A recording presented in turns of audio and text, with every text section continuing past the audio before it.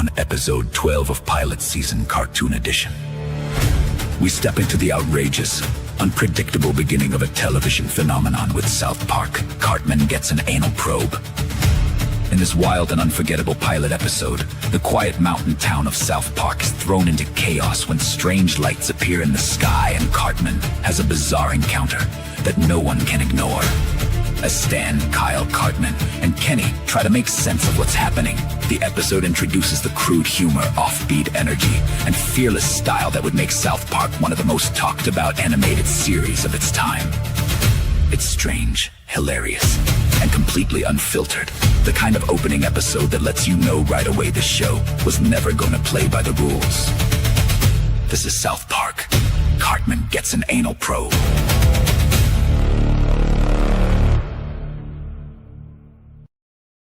Welcome to Pilot Season, Cartoon Edition, the podcast where we go back to the very beginning and review the very first episodes of the cartoon shows that helped shape generations. Each episode, our panel dives into the pilot of a classic animated series, breaking down first impressions, unforgettable characters, iconic moments, and whether that very first episode still holds up today. In Season 1, we'll be covering legendary cartoons like He-Man and the Masters of the Universe, Robotech, Robot Chicken, Thundercats, Voltron, and more. From action-packed adventures to groundbreaking comedy, we're taking it all the way back to where these animated classics began. So get ready for nostalgia, opinions, deep dives, and a whole lot of cartoon talk. And now, here are your hosts, John, Alan, Kinte, Renee, and Jen.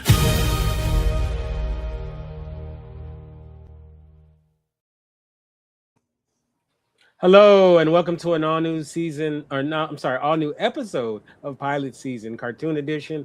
I am one of your hosts, Kinte, all the way live from Los Angeles, California, and I'm here joined by my motley crew.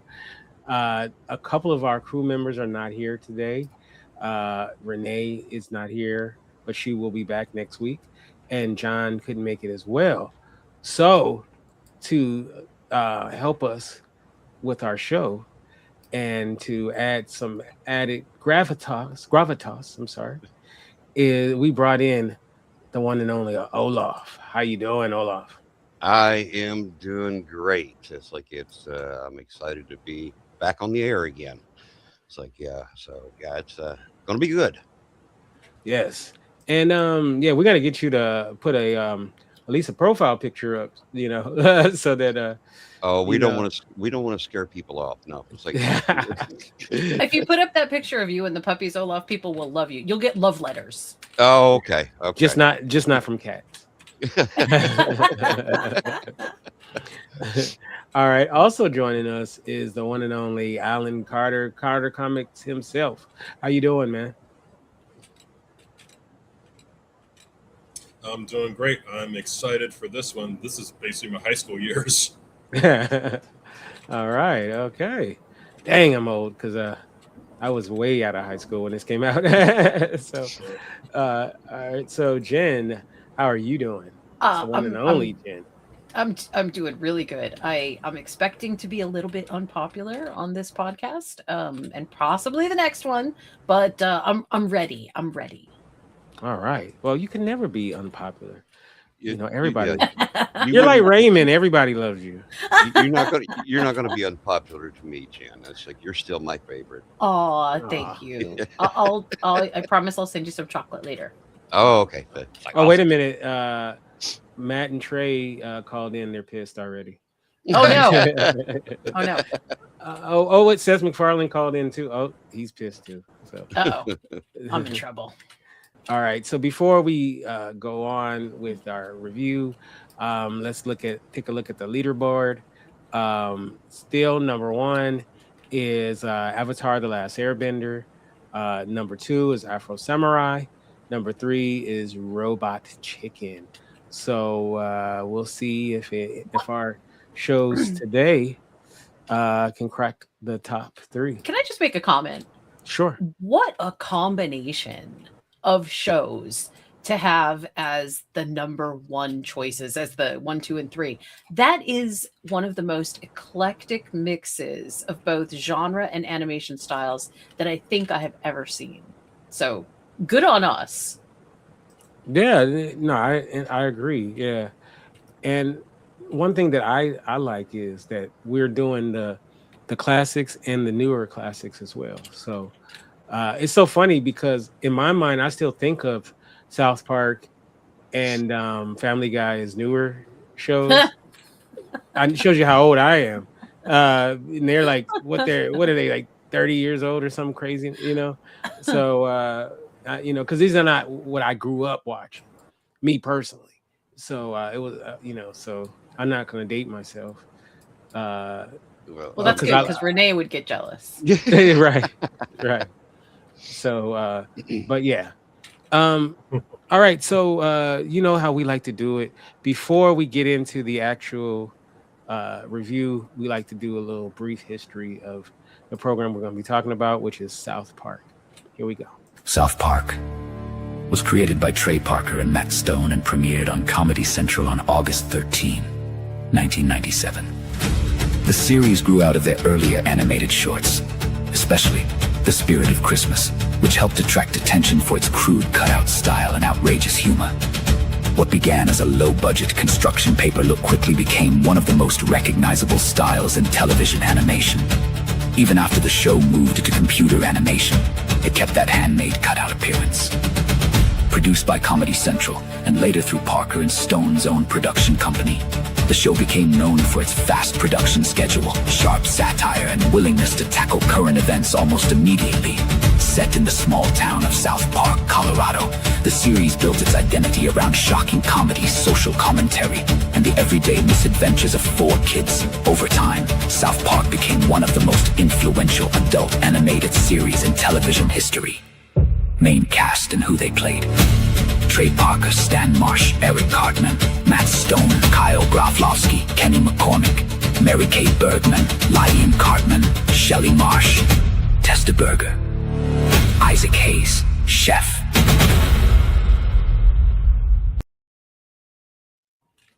First of all, any show that has Isaac Hayes in it already kind of gets some love from me because he's one of my favorite singers, musicians of all time. And rest in peace to the great Isaac Hayes. So it has that definitely going for it. But let's do this. Let's start off with Olaf, since it's your first time on the show. Are you a fan of the show? Have you watched it before? And overall, what do you think of South Park? Oh, I watched it some, and it for me, it's kind of like going, wow, did you just really say that? and some of the stuff they did, and I'm sorry, poor Kenny.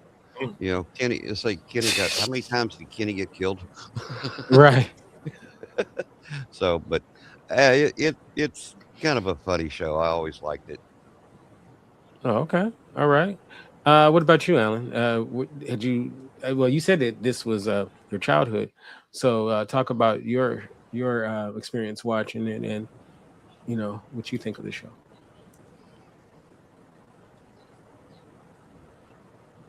Yeah, I was a big fan of this show when it came out. I was starting my senior year in high school, and again, kind of like, well, I couldn't believe what they were saying, especially because it wasn't promoted that way. It was just kids just doing and they weren't showing any dialogue. So it wasn't until the first episode I was like, oh wait, we're going there. We're saying all of this stuff. I'm like, all right, cool. So I was in there in the first 3 minutes, and to this day, it's I think it's one of the few, if not the only animated sitcom that I'm still really watching. I'm still watching the new seasons today. Everything from Isaac Hayes and all the 80s bands or references they would put in the show.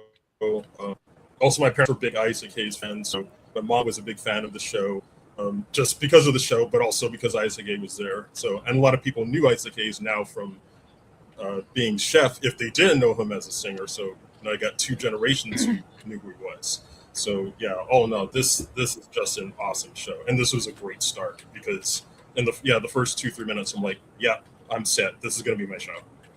Yeah. What's so crazy about people knowing him from just the show is I see that also with hip hop. There's a lot of people who don't realize that Ice Cube is a rapper. They just know him from Are We There Yet? Which is hilarious to me as someone who grew up with him, as a rapper. He's always a rapper first to me and then an actor. So that's interesting that there's a generation of people that only know Isaac Hayes as this character.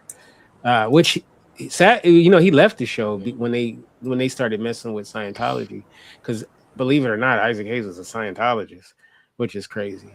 But so that's when I didn't know that. Yeah, that's why he left the show. Wow. Because he was upset about that. So, which is interesting. All right, so we got a little controversy. I smell. Jen, talk about had you watched the show before, and what are some of your thoughts on South Park? Okay, so South Park aired in 1997. Okay. And remember, I had kids when I was like 5, so so I had kids that were babies having babies. babies having babies, yeah, like literally. But I had kids around this time. Now I didn't have all my kids at that time, but I had kids, and I didn't want them to watch anything like this because it was just, I don't know, there was just too much to explain, I guess, and also sensibility. I just didn't want them to watch it. Mm-hmm. So I tuned it out for the most part, but I would hear things every now and again.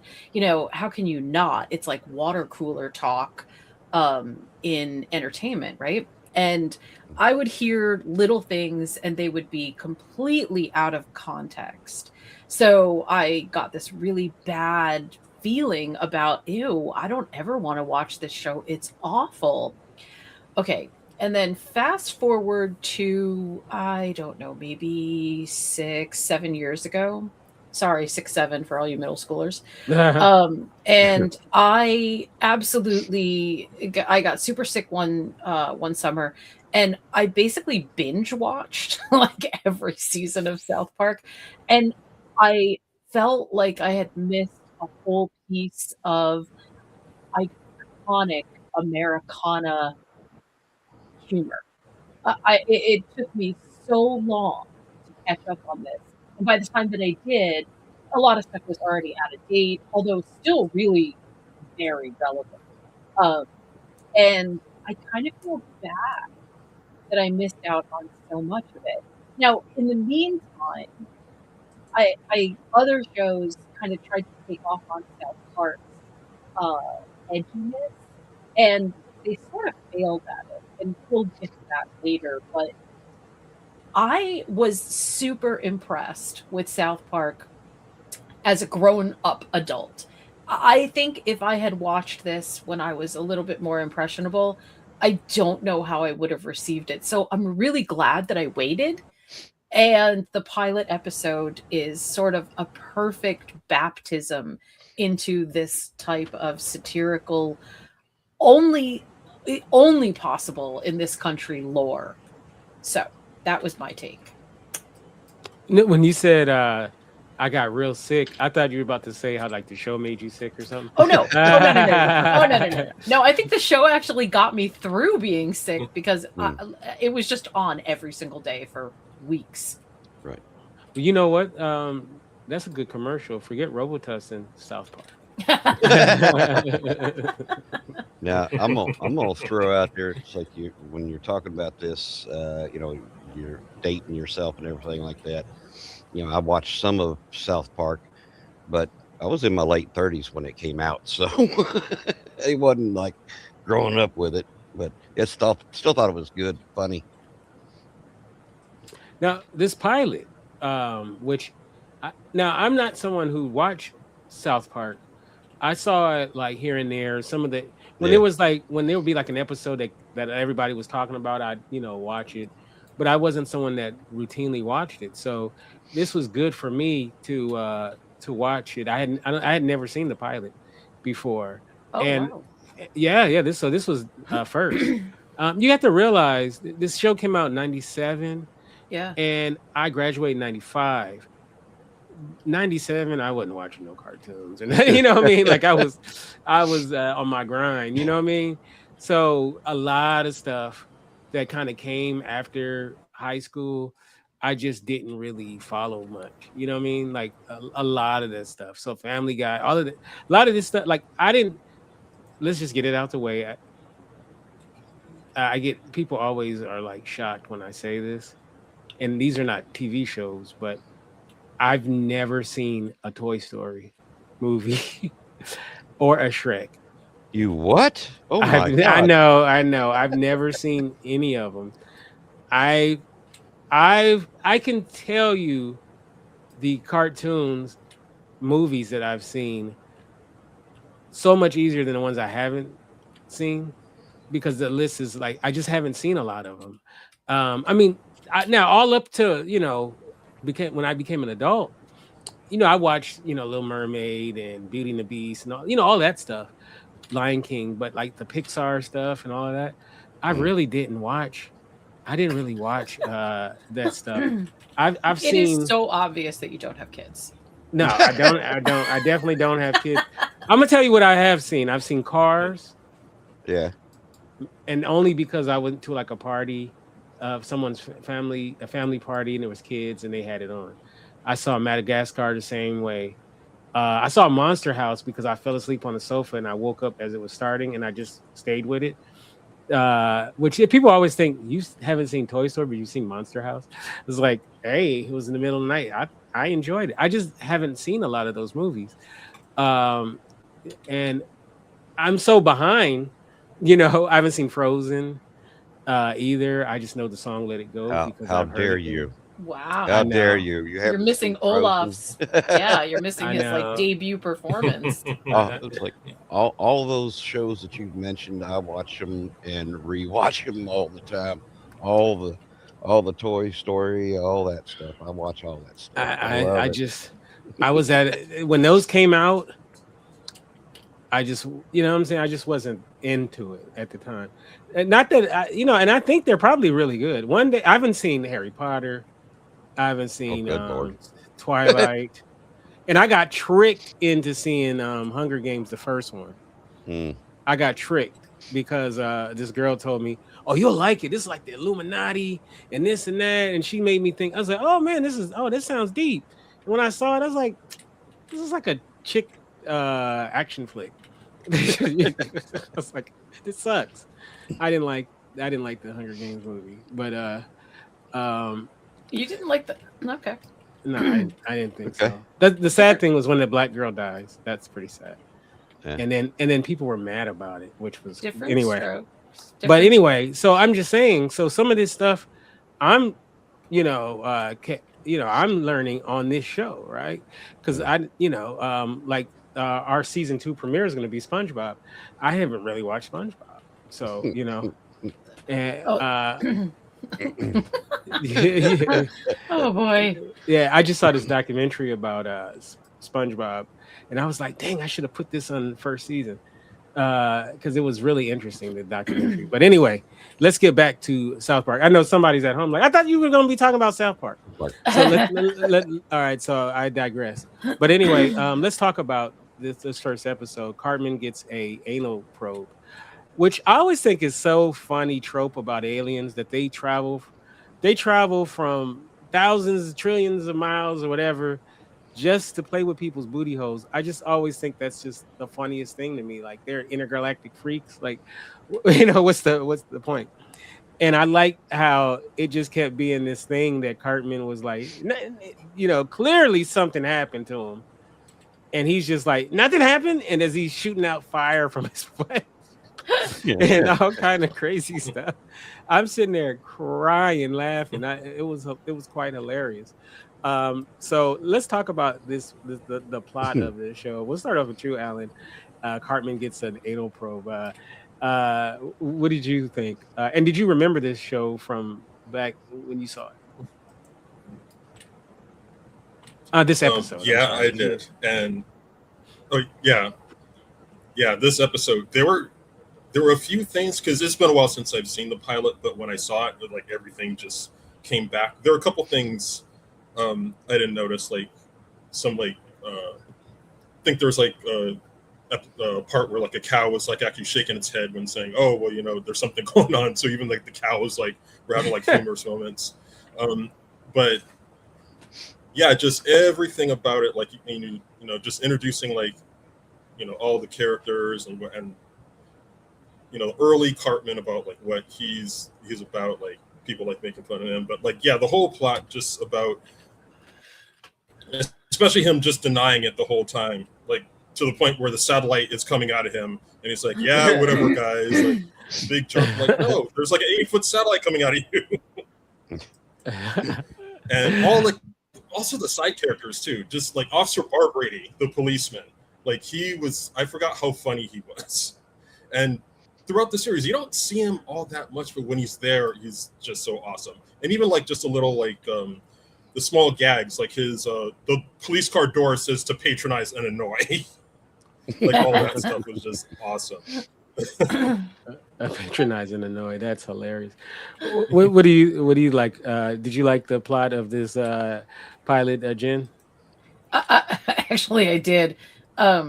Mostly because okay, so if you don't know where the trope comes from, it comes from this couple that was supposedly taken by aliens in Vermont, and they went through this very almost histrionic retelling of what happened to them. And one of the things that they said basically was that it's what made it like so incredibly I'm trying to think of a good word here, but it's what made it like sensational at the time, because you know people don't usually talk about that kind of stuff. And so this couple that said that they got taken by the aliens and that's what happened to them, in subsequent conversations about it, apparently they were sort of more detailed than they were even at the beginning. So that's where it comes from. But the way that South Park does it is so funny. First of all, I know we'll probably talk about this later, but the way that paper animation can look, the way that it is portrayed as just little pieces of paper scrolling across your screen, excuse me, while you're trying to take them seriously, it lends this sublimeness to the entire experience.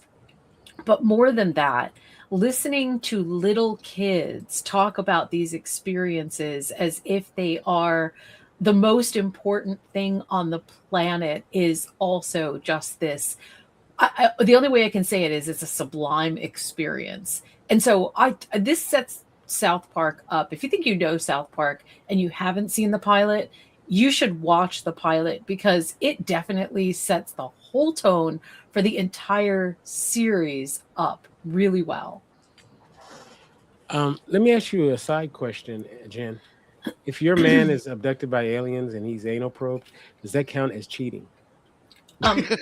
No cheating. I'm fine. I'm fine with that. Oh, okay. All right. Or maybe that can be his excuse.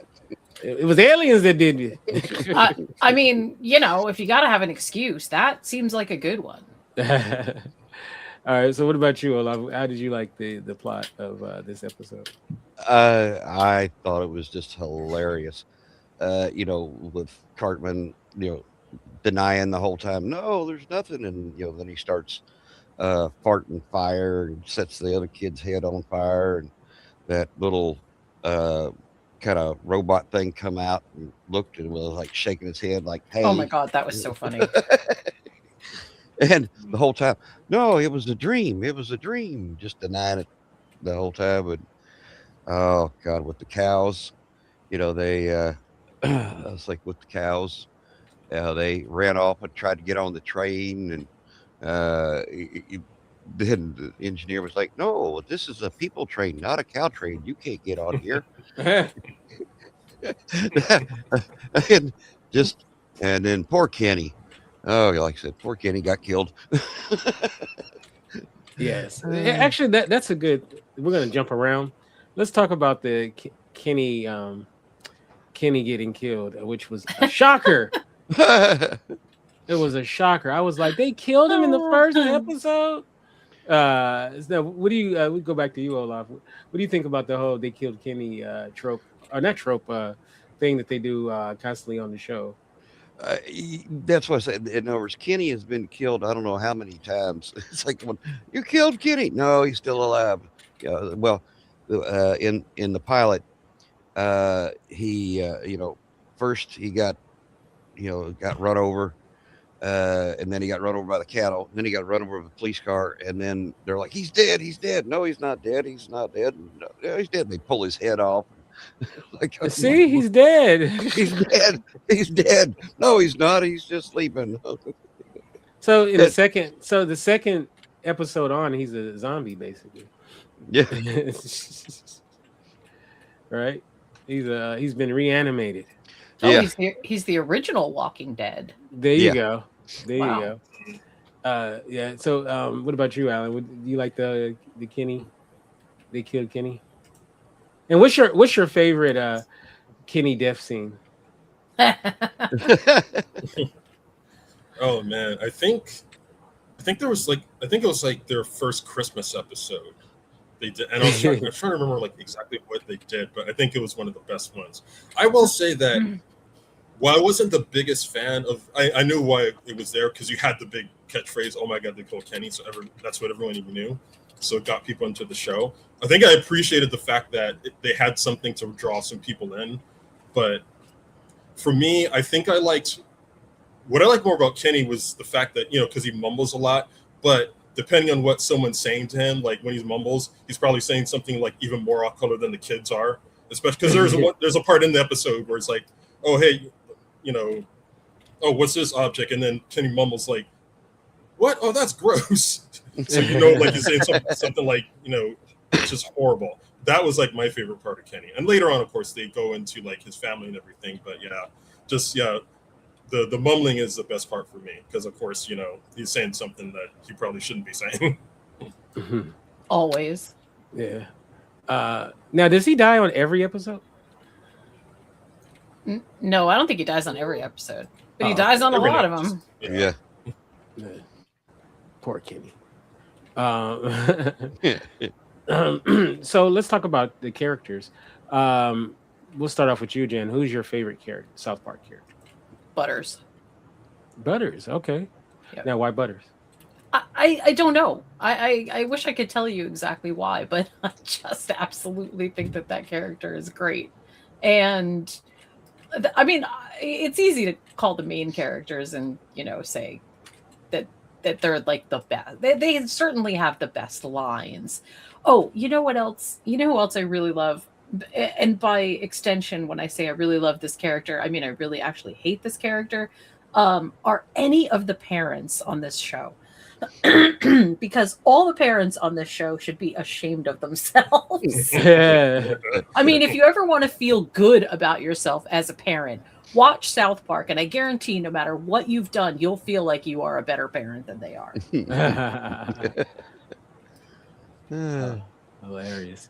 All right, what about you, Olaf? What's your favorite South Park character? I don't know that I actually have a favorite. I would kind of probably lean towards Kenny just because the poor guy got killed all the time. More of a sympathy like than anything else. Okay, and what about you, Alan? I got to go with Randy Marsh, Stan's dad. Because especially like as the series went along, like it was kind of like a Simpsons thing where like he became like a bigger character, and especially like he had a flashback where he was in a boy band. I mean, that's what started it, and he's just so melodramatic in like all these scenes. Like there was one scene where I think there was like these homeless zombies and they're running out of food and say, "Oh, we have to start eating each other." And it's like, "Oh no, we have some Pop-Tarts." I mean, and then Randy's like, "Oh, gross! Those are cherry. I don't want those." That's like such a and the most ridiculous of situations. Like that's what he's thinking about, and that's like my favorite. Although honorable mentions would be Officer Barb Brady because he's just so inept. Also Butter's dad. He has a line that I always use like throughout like just everyday life. when someone's kind of full of themselves, like he found out that something was wrong with his kid, and some specialist said, "Oh, so what do you think happened to him?" And then the dad says, "Oh, well, it couldn't be anything we did to make him bad. We're awesome." And it's like that line just goes through my head like every single day, because that's so relatable to just everyday life, how some people think. Well, mine is Chef. Come on, Isaac Hayes. Yeah. But yeah. Now the art style, you talked about it, Jen. It's definitely unique to a lot of the other shows that we're going to cover. I think it looks really good. The characters pop off the screen, and I think it's definitely something that sets it apart. Go back to you, Alan. What's your take on the art style? I think it's really good, because I know it did change over the seasons, but I'd say the first 3 seasons or so, when it was just construction paper, and their feet like just didn't move, they were just melded together, and they're just kind of hopping around. That really added to the humor too. Like even little things like Cartman's mom basically always having like a tray of cookies with her wherever she's walking around. She'd be outside, she got a tray of cookies. So I think it works just because the primitive look of it in the earlier seasons just adds to the humor of it. Once they got a little, more into 2D, 3D animation, kind of advanced it a little bit, it was still okay. But I think because the earlier seasons were so funny with it, those were just my favorites, like in terms of the animation art style. That's how I picture Jen, just always with a tray of cookies. Oh yeah, I do actually always have a tray of cookies with me. That's why I'm so happy all the time. And that's why the people around me are happy too. Yeah, absolutely, absolutely. And none of the store-bought stuff, yes, fresh from the oven. Oh, so you do like DoubleTree? Yeah, Costco. Hello.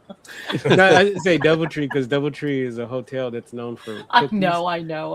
It's known for cookies, not staying there, but it's just known for their cookies. Pop in and grab a cookie. Right. Can I say something about the art style? Sure. One of the reasons that I actually really love this art style is because, the stop motion animation lends itself to this type of art style. It almost seems like it was made for it, right? Because you really have to do a lot to get stop motion in place. And when you put things together the way that they put things together in South Park, it really was an amazing leap. Thinking that this was going to work, thinking that when you pair the severity of the dialogue with the almost provincial part of the animation style, it is just such an excellent juxtaposition. It really, really, really worked for them.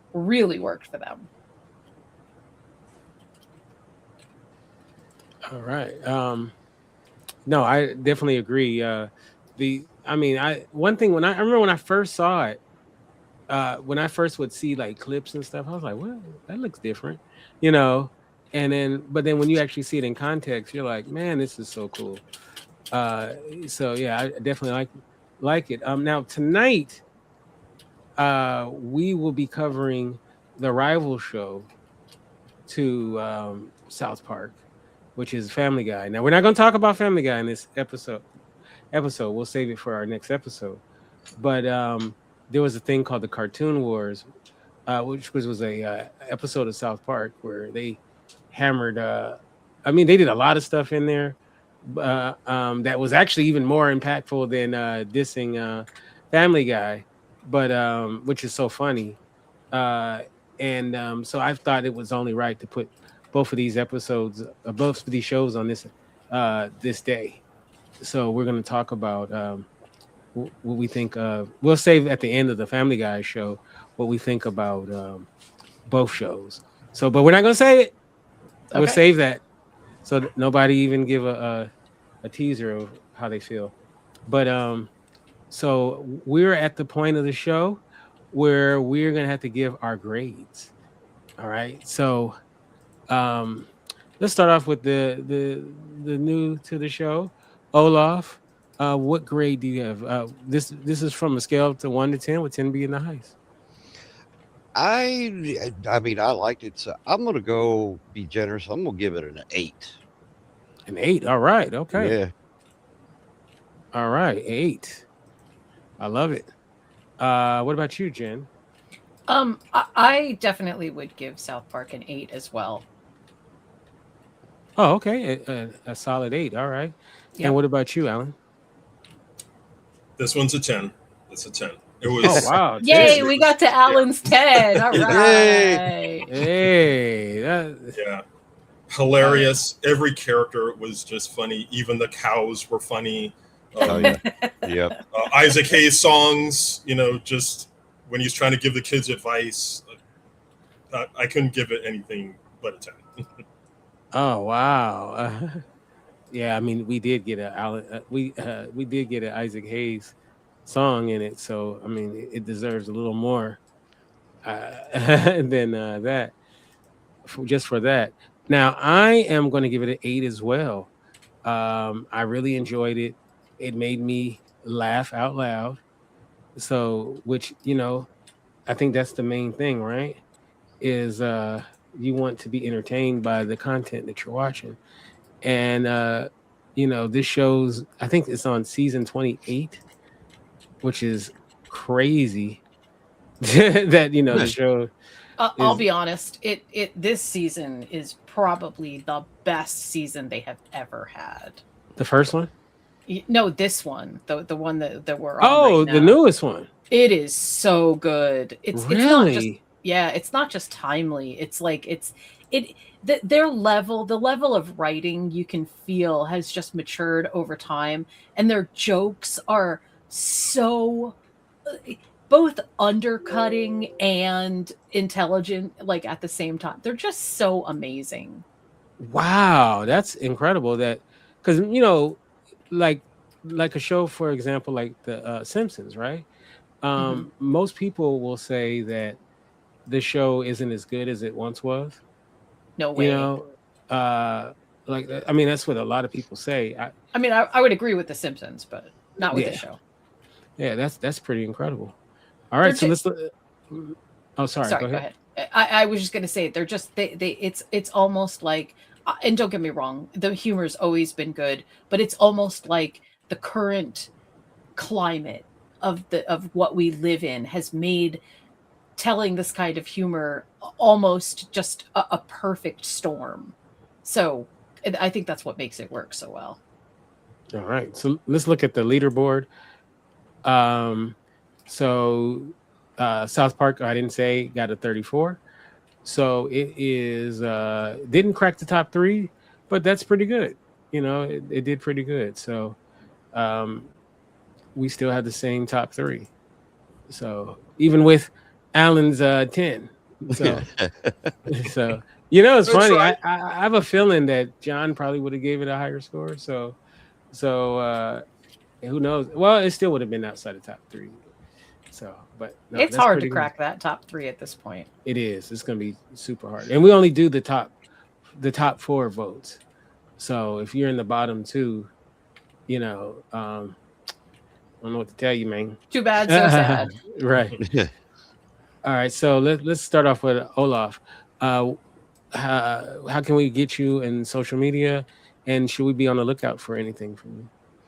It's like you can follow me on Facebook at Olaf. It's like Olaf Barbosa. As I always say, don't follow too close because I do get nervous and I do have an itchy trigger finger. So see, I had it ready. You knew I was going there, didn't you? Yeah. I know he's going to do it. And it's like I right now don't have anything new coming out for a little while, but yeah, just follow me on Facebook. All right. And Alan? You can find me on Facebook, Instagram, and Blue Sky. Search for Carter Comics. My next show, my convention, will be coming up June 27th. It's called Soul Comics Con. It's at Leimert Park, 11 a.m. to 5 p.m. Free admission. I'll have my Damn Tourist books and my figure of speech Mongoose books for sale. And I'll be signing Nice. purchase copies. So that's Seoul, like Seoul, not like Seoul, Korea. Yeah, so comics. Right. Okay. All right, and Jen. You can pretty much catch me. Well, actually, I shouldn't say that. I'm always downplaying myself.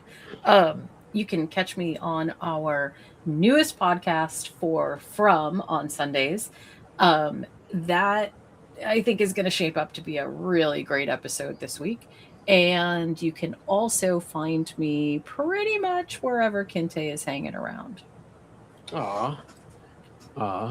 Yeah, I stalk Well, him. you know what? I'm going to the strip club just to see if you're going to continue to hang out with me.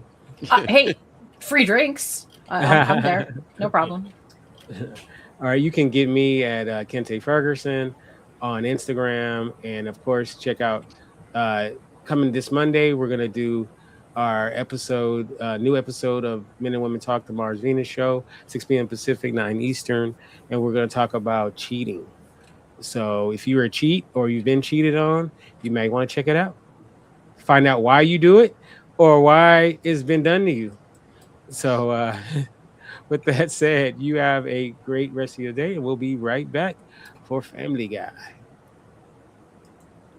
Thanks for listening to Pilot Season Cartoon Edition, where we go back to the very beginning and revisit the first episodes that launched some of animation's most unforgettable shows. Be sure to join us for episode 13, airing June 3, 2026, when we take a look at Family Guy and its pilot episode. In this opening episode, Peter Griffin loses his job and soon finds himself caught up in even more trouble when a welfare mistake gives him a huge check. Instead of fixing the problem quietly, Peter goes on a wild spending spree that throws the whole Griffin family into chaos. Along the way, the episode introduces Lois, Meg, Chris, Stewie, and Brian, setting the stage for the offbeat humor, family madness, and cutaway comedy that would make Family Guy a major force in adult animation.